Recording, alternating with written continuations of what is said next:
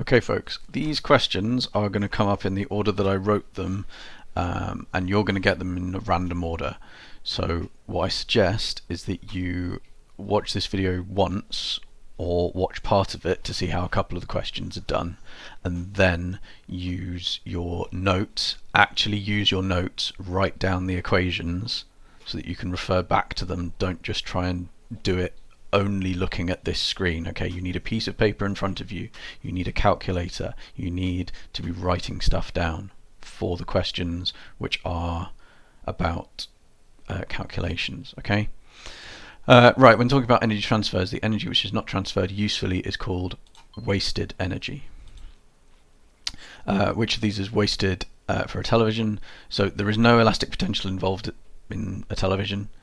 You want to be able to see what the television is doing. You want to be able to hear the television, so it is thermal. A device which transfers most of its supplied energy to useful energy. Okay, if you're getting the energy that you supply to it back out as something useful, then that is efficient. Okay, these are the only two words, efficient and inefficient, which are scientific in this case. Expensive and broken, those are kind of opinions. Okay, they're not scientific. Skier of weight 650 newtons climbs mountain 500 meters high. What is their gravitational potential energy? So first thing you should do when you see this question is look up the equation for gravitational potential energy. That is E equals mgh. Now this is a slightly easier question because we are given the weight here. Normally you need to calculate the weight by doing mass multiplied by gravitational field strength on Earth, which is what you do there. Because you're already given something in newtons, you can rewrite this as energy equals weight times height.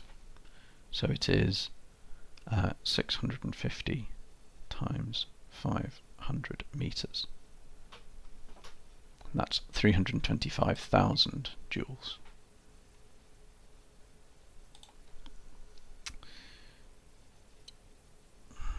Right. Catapult has a spring constant of 20 newtons per meter and is pulled back 5 centimeters. What is the elastic potential energy of the catapult? Again, first thing you need to do, look up that equation. Elastic potential energy equals half times k times x squared, where x is your extension in meters. Now, half can just go straight in. K we are given, that's 20. And the extension, we need to convert 5 centimeters into meters. Okay, so that would be 0.05. Don't forget the squared. If you aren't very good at using a calculator, do it step by step. Do 0.05 squared equals, then multiply it by 20, then multiply it by a half. Okay, because otherwise you just end up with strange answers all over the place. But if you do that, you should get 0.025 joules. Student uses a motor to lift, let's just clear that, 200 gram mass through a height of 1.5 meters. What is the gravitational potential energy? So again, E equals mgh. Now this time we're not given a weight in newtons, we are given a mass in grams. First, we need to convert that into kilograms. There are 1,000 grams in a kilogram, so 200 grams is going to be 0.2. G on planet Earth is always 10, and the height is 1.5 meters. So if you multiply all of that together, 0.2 times 10 times 1.5, you get 3 joules. When you're showing you're working, which you must be doing, make sure you are remembering to put that unit in as well. Bungee cord. So this is something stretching, so you should immediately be thinking elastic potential energy. It now says EPE instead of elastic potential energy. stretch 0.2 meters and has a spring constant of 0.3 newtons per meter. What is the EPE? So again, equals half kx squared, half times 0.3 times 0.2 squared. And again, if you are not particularly good at using a calculator, don't try and do it all in one line. Do 0.2 squared equals, then multiply your answer by 0.3 equals, then multiply it by a half equals. Okay? 0.006 joules. It might come up on your calculator in standard form, so it might say 6e minus 0.3, which means 6 times 10 to the minus 3, or you might get a strange fraction, in which case use the fraction to decimal converter. How much gravitational potential energy, let's clear that again, does a skydiver have who is 5,000 meters above the ground and has a mass of 55 kilograms? So we're using this equation again, mgh, mass is 55, g always the same on planet Earth, so it's 10, and they're 5,000 meters in the air. 55 times 10 times 5,000 gives you quite a big number, 2750000. Okay, don't just jump straight in, because it's sometimes difficult to count how many zeros you've got on your calculator very quickly. So write it down, write down what you can see on your calculator. I've written these answers on Show My Homework with commas in, so that it's easier to count how many zeros there are.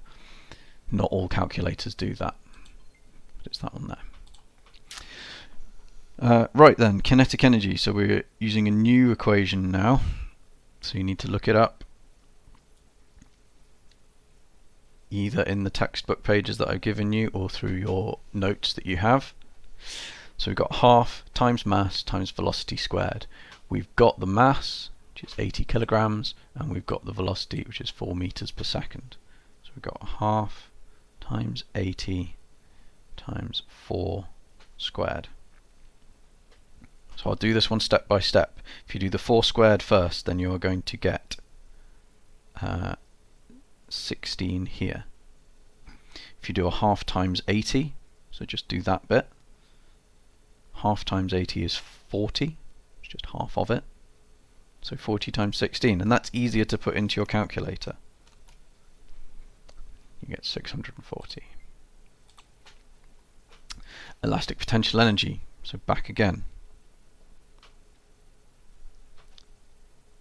E equals a half kx squared. K we're given is 2, and the extension is 5 meters. That's already in meters, so we don't need to change it this time. Times 5 squared.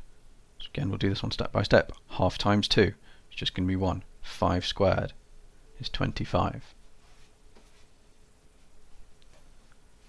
1 times 25 just equals 25 joules. Calculate the mass of a bird that is 50 meters above the ground with a gravitational potential energy of 250 joules. Now then, this is the first one that's a little bit different, because we are given an energy, we are given a mass. Sorry, we are given the height. We need to calculate the mass. So the first thing, the most useful thing you can do for every one of these is write it down first so that you can see what you need to do. It's got 250 joules. We're being asked to find the mass, so we must not know what that is, we just write it in as m. G is always 10 on planet Earth, and we're 50 meters high. So we've got the mass, but it's being multiplied by all of this stuff on this side as well. So we need to get rid of this on this side.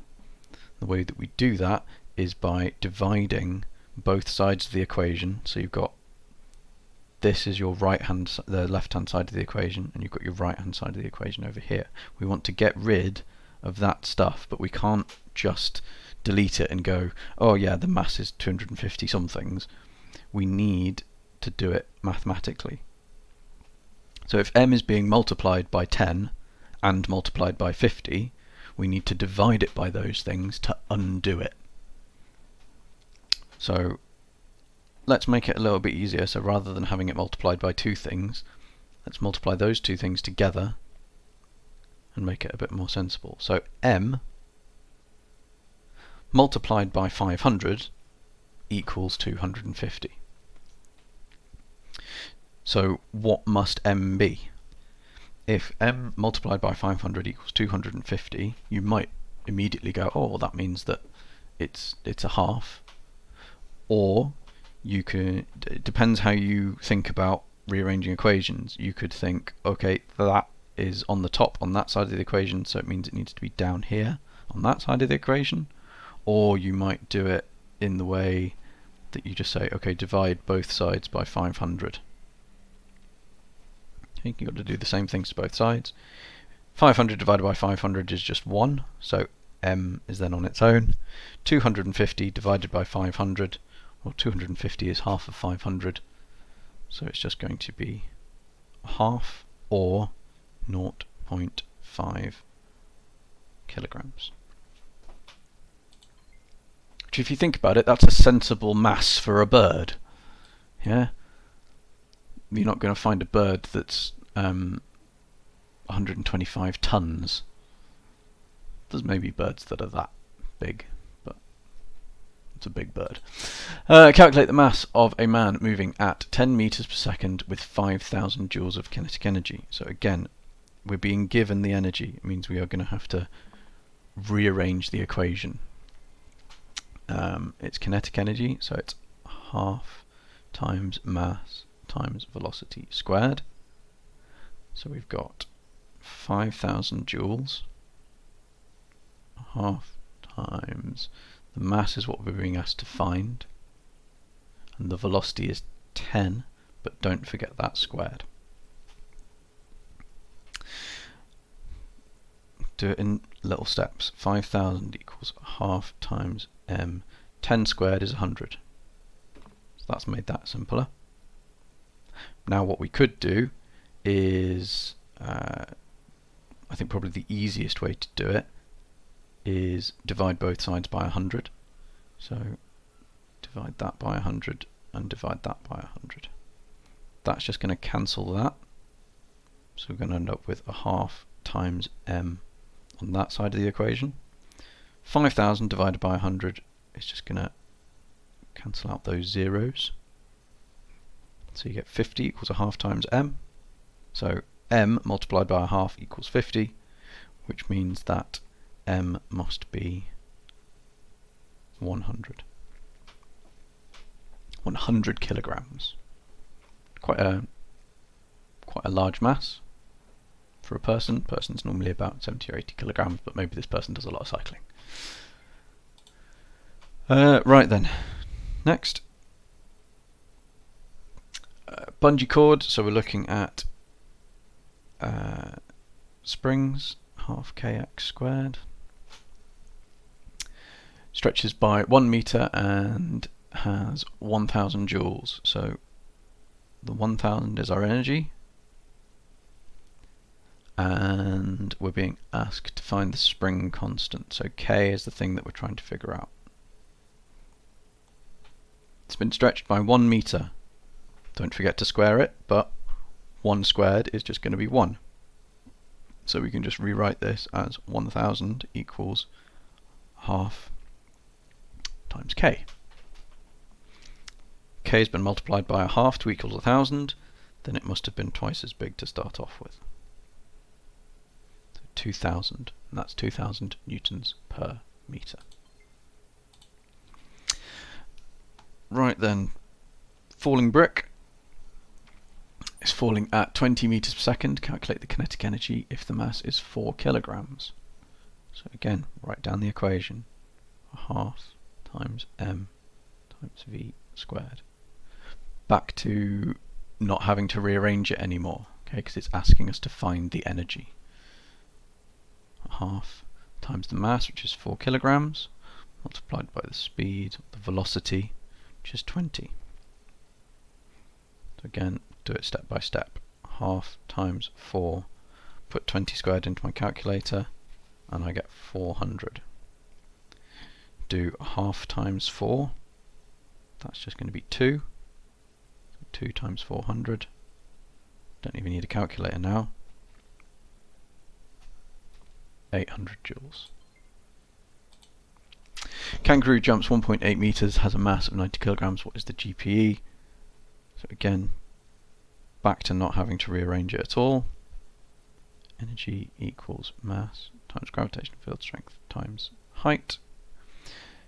The mass of the kangaroo is 90 kilograms. G is always 10 on planet Earth, and it goes 1.8 meters high. Because it's just straight calculations, there's no divides or squareds in there, it's easy to just do those three numbers multiplied by each other, and you get 1,620. Hurrah! Okay, so I want you to be showing your working.